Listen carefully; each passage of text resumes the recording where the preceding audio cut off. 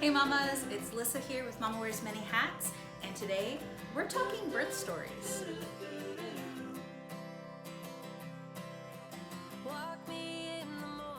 I'm so glad that you have decided to stop by today. I kind of view my YouTube channel like my house, and I want to invite everyone over, especially while we're all stuck in homes, isolated for a good reason. So I'm really glad you stopped by today.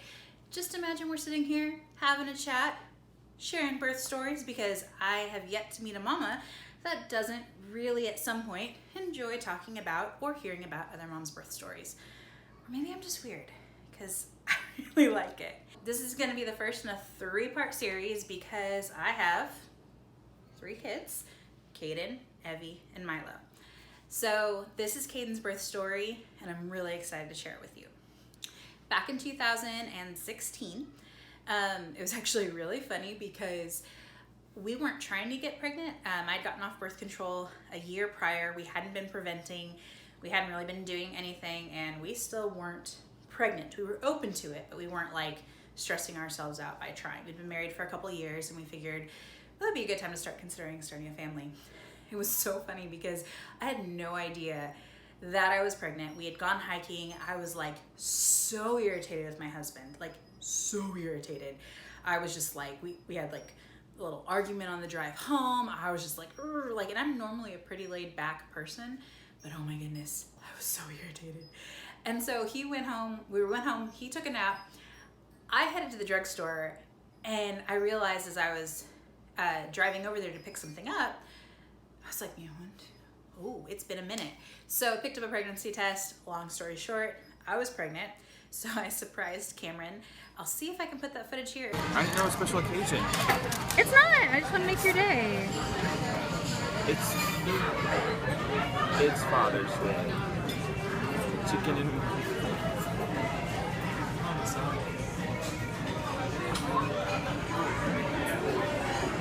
Open the box.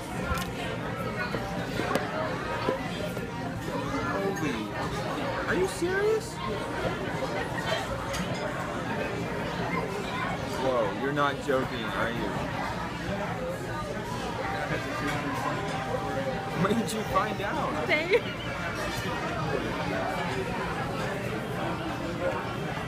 Wow. That is awesome. You may ask, hey, this is a birth story. Why are you sharing the actual pregnancy? Because part of my journey to my birth story was the pregnancy. Before I got pregnant, I'd always been one of those ladies where I'm like, I'm gonna go all natural. I'm gonna do blah, blah, blah. And then all of a sudden I'm pregnant, and I'm actually having to make those decisions and look at the options and all that kind of stuff. And around 22 weeks or so, I was seriously doubting that I was going to be able to do a, quote, natural pregnancy.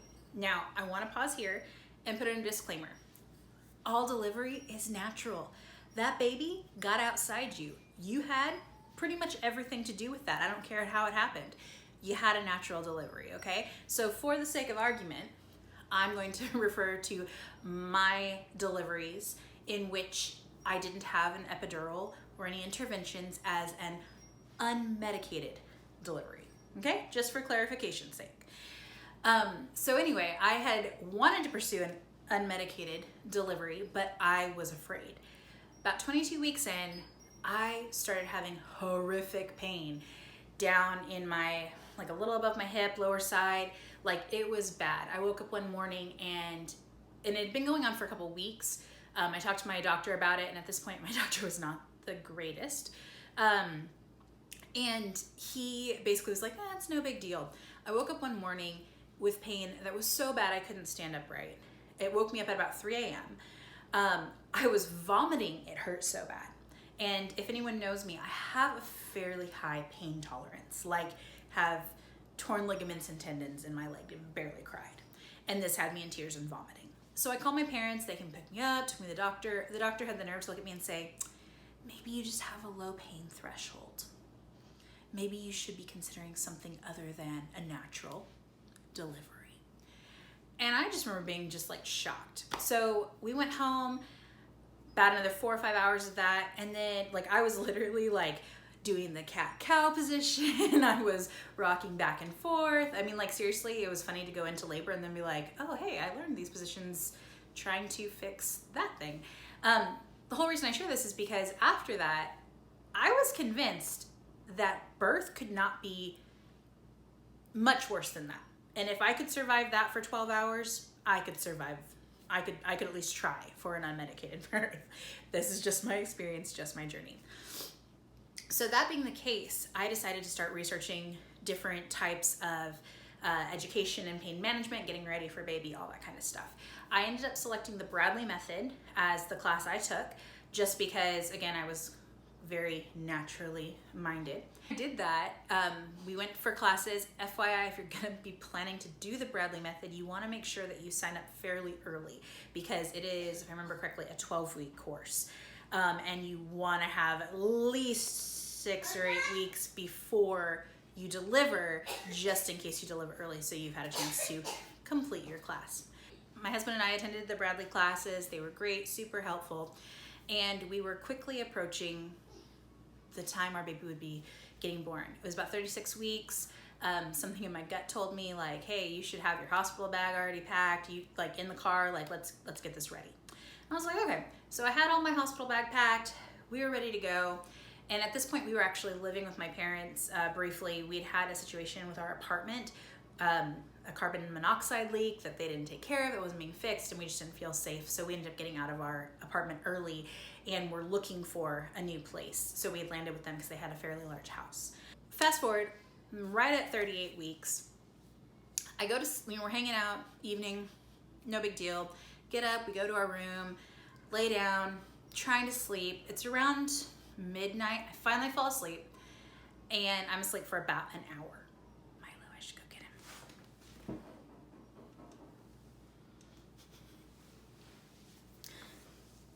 Say hi. Hi, baby. 38 weeks, wake up, middle of the night, and I've been asleep for about an hour. And I had to go to the bathroom like really bad. So I go to the bathroom and mind you, okay, up until this point, I had not been having any more Braxton Hicks than you have normally in pregnancy, you know, where your stomach tightens and loosens and it's no big deal. I hadn't been feeling any different. I've only been asleep for 1 hour. So I get up and I go to the bathroom, and over the course of the next hour, I think I peed like maybe 4 times and had like really aggressive poop like 3 times. And I was having these cramps, kind of like period cramps, just worse. And I was like, oh, maybe this is that the early stages of labor that they told us about in class. I should go back and go and try and go to sleep. So I get up and I go back into my bedroom and try and go back to sleep. And I'm laying there for about an hour and I'm just like, I cannot go back to sleep. So I tapped Cameron and I'm like, hey Cameron, help me time these contractions. Because one thing we had learned in our Bradley class was you want to head to the hospital when you hit the 411. The 411 rule, which is when your contractions are 4 minutes apart, lasting for a minute or longer for at least an hour. So we went ahead and we started timing. We had an app on our phone and my contractions were at like 5 minutes apart, lasting for 1 minute. And we timed them for about an hour. So around 3 or 4 a.m., we got up and said, okay, I think we're supposed to go to the hospital. So we went and knocked on my parents' door, said, hey, you know, it's funny because I'm like leaning on the wall. I'm like, so I think we're going to the hospital. I've been having contractions. I'm not sure if this is real labor, but yeah, we're going to the hospital. So my mom opens the door and she's like, yeah, it seems like you should. And I'm like, I just don't want to go. And then to tell me that I'm not in labor. And she's like, honey, if you're having to pause this much to talk because you're having contractions, you're in labor. And I'm like, okay. So we went really quick and grabbed some stuff. At this point, like my water hasn't broken or anything. So my mom, being the amazing woman she is, goes and puts a trash bag over our van seat just to make sure that I don't like ruin our car. My husband grabs all of our bags, which we thankfully had already packed. We hop into the van and we drive to the hospital, which is about 35 minutes away. So we get to the hospital and we're just before 5 o'clock, like just before shift change, okay? Now, I want to preface this by saying I love our hospital. We actually intentionally switched insurances with our next 2 children so that we could deliver in that hospital, which that's part of the story in a minute. But I will say, if at all, you can avoid a shift change. And again, just my personal experience. This is nothing against any nurses or any people who are in triage, okay? Because I get it. For me, 4:30, end of the day, it gets really easy to just be like, okay, come on, I'm tired, I'm ready to go. So I can't even imagine being on the overnight shift. Just want to preface. So we get there at triage. We're having, I submitted my paperwork, they couldn't find it, so we're sitting there having to refill out paperwork. You know, they're like, of course, they ask, so is this your first pregnancy? Which, just so you know, if you're a first-time mom, as soon as they ask, is this your first-time pregnancy, you have been downgraded in the seriousness with which they're considering you actually being in labor. Because typically first-time moms come and they might be in labor, they might not be in labor, they get sent home, all that kind of stuff. So just know, if you feel certain you're in labor, make sure your voice is heard in a very respectful and constructive way. But don't feel like you just have to be ignored, okay? But it's not a bad thing, because a lot of times first-time moms, they genuinely aren't in labor, or they aren't as far along as they think, and they're not going to admit you until you're in active labor, which is 6 centimeters or higher, okay? So we go down, we get into triage, they finally go to check me, they're kind of rushing and just trying really fast, and sorry if this is an overshare, but I have, the way my cervix is it's like tilted back, and it's really high. And so they're trying to see how many centimeters dilated I am, and they can't reach my cervix. And of course, I'm having, like, again, contractions. They're like, you know, they're 4 minutes apart now, they're lasting for a minute, all that kind of stuff. And they're trying to check my cervix, and they can't. So they're like, we can't tell if you're in real labor, so we're gonna have you go walk for an hour, okay? Go up to about the 4th floor, there's a little bridge that should help keep things going. And then come back and we'll check you to see if we're gonna admit you or send you home. And I'm like, okay. Is there at least something I can be vomiting into? Because at this point I was actually throwing up. And they're like, yeah. So they gave me a vomit bag. So my husband and I and my mother, we all go up to the 4th floor. We're walking up and down this bridge. I'm having to stop every couple minutes, and, like, you know, we're doing the sway motion that we learned. We're doing the you know, the squatting motion. We're doing all these positions that I learned in my Bradley class, trying to keep it going. So doctors are literally coming on shift, and they're looking at me going, ma'am, are you okay? Do you need some help? And I'm going, they're not sure I'm in active labor. So they told me to come walk so they can figure out if they're gonna admit me. These doctors are looking at me like I'm crazy. So anyway, we walk for an hour, so it was about 6 a.m. when they told us to go walk. At 7 a.m. we hit back at triage, okay? So mind you, I woke up at 1 a.m. So we are now 6 hours since this started. I get in there. They've got a new shift, that's come on. They're ready, and they're like, oh, hey, sweetie, okay, let's check you. They're being a lot more gentle, not nearly as rushed. The doctor, or the triage nurse, comes in, and she's like, okay, I know this is gonna be uncomfortable, just try and relax, you know? And so she checks my cervix, and she's like, oh, honey, you're a 7. We need to get you upstairs now, okay? And I'm like, okay. I think she said I was actually a 7 or an 8. So they quick get a wheelchair, they take us up, they call ahead, make sure there's a room ready. We get up there, and you go into laboring and whatnot. At this point, I'm pretty much in bed laboring, because it's getting where I'm having to really focus. They bring me a little peanut ball, you know, and anyone who's delivered, you know, the peanut ball is your best friend. And so I'm rolling, I'm switching sides, all this kind of stuff. And so we got into our room in between 7 and 8 sometime. Probably around 10:45, I'm like, not sure I can do it anymore. Maybe 10:30. So we're up there for about an hour and a half laboring. The doctor comes, and which, side note, so at about 26 or 28 weeks, I actually switched doctors because my doctor was just not hearing me. He wasn't listening. I was telling him I wanted to go for unmedicated birth. He was telling me all the interventions that I was probably going to need just because I am considered overweight or plus size, and that was gonna mean I had to have interventions even though none of my blood work, none of anything ever indicated that I was going to need anything, had no history of anything. I'm actually healthier than my husband sometimes when we do like the biometric screenings. Like I have better numbers than he does. I had switched doctors. I have my new doctor who I love and is amazing. And like literally I don't dread going to the OB. I'm like, I get to go see Dr. Martin. Yes, I'm so excited. So he comes in and he's like, all right, you are right. You're right there. It is about time to push. Okay, you can do this. So I go in there, I start pushing.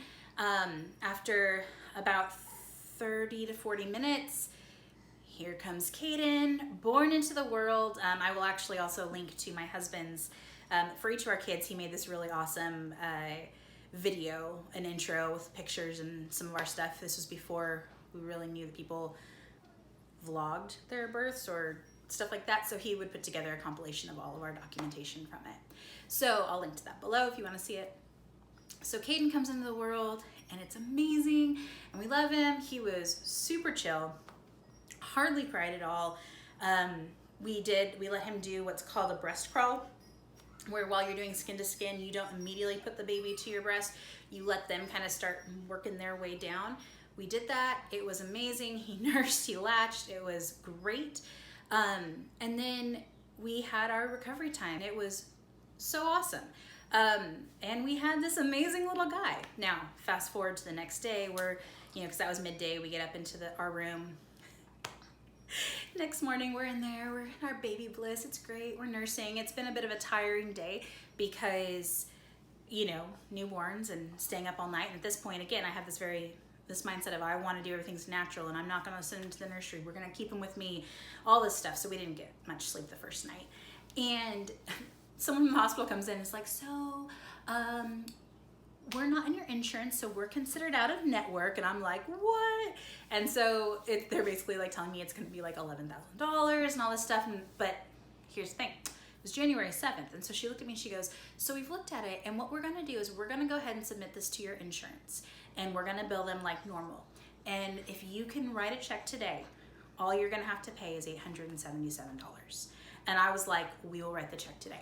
So out of pocket, all I had to pay the hospital was $877 for my birth of Caeden. But I remember being panicked, like, oh my gosh, like, we just delivered a baby and now we're like $11,000 in debt. What happened? How did we not know? So FYI, even if a hospital says they're in your network, just double check and make sure. My doctor was in my network and he delivered at 2 hospitals. I asked him which one he preferred and he said this hospital. Well, the other hospitals in our network, this one wasn't. So just a lesson learned there for you. That is pretty much it. We were there, it was normal. I did tear during my birth with Caeden, had to have stitches. I'll do a whole other video just about postpartum care and experience and things like that. But yeah, that is my birth story, how I became a mom for the first time. It's awesome, guys. If you are expecting, if you are approaching your first birth, I really just want to encourage you, you can do this. Whatever it is, the birth that you feel like you should be having, you can do it, okay? If you are choosing to do an induction, if you are wanting to go unmedicated, whatever the case is, I want you to know, mama, you can do it, all right? I want to encourage you, educate yourself, know your options, know how to ask, and be informed because you are the one who is calling the shots to a point. That's not to say that you don't rely on your medical team. You need to partner with your medical team, but don't be afraid to say, what would happen if we wait another 30 minutes? What would happen if? Don't be afraid to be informed. All right, mamas, that's all for today. Make sure to like, hit that subscribe button so you know that you're gonna get it in your feed, and make sure to hit that bell because then not only will it be in your feed, it'll let you know if there's a new video up and you are not gonna wanna miss Everly's birth story or Milo's. Those are gonna be coming up over the next couple weeks. I'm really excited to share this with you guys. Please take a second, let me know in the comments, how many kids do you have? How was your birth story? How did you find it lived up to your expectations? Heck, if you've got a birth story on your channel, can you link to that below? Because I would love to share that with everyone here. Let's just love on each other and watch each other's stories and share the experience and just remember the days when we were able to do that. And I really do want to say for those of you moms who are pregnant right now in this pandemic, who are facing giving birth only with your husband allowed in the room, if that, where you're not able to follow your plan, I want to encourage you. You can do this, okay? Don't let fear get in. Don't let fear reach inside your heart. You can do this, okay? If you've got a doula, I encourage you, even if she can't be there, get her number. Have your husband FaceTime her during labor if you need help and questions, and she can walk him through stuff if that's something that she does. Educate yourselves. I really want to encourage you to check out Sarah Levon on YouTube. I'll link to her description below, and also Nurse Save. They have some great assets that I think would really help you guys during this time. I know Sarah Levon offers a birthing class. I haven't taken it, but everything that she has shared on YouTube has been incredibly helpful, incredibly true. And apparently Milo is wanting to end this with me, so we're gonna end this. But that's it. Again, mamas, thank you so much for being with us. Like it, subscribe it, hit the bell, and join us next time. Should they join us next time? Should they join us next time? Yeah, they should. Yes, they should. All right. Bye, mamas.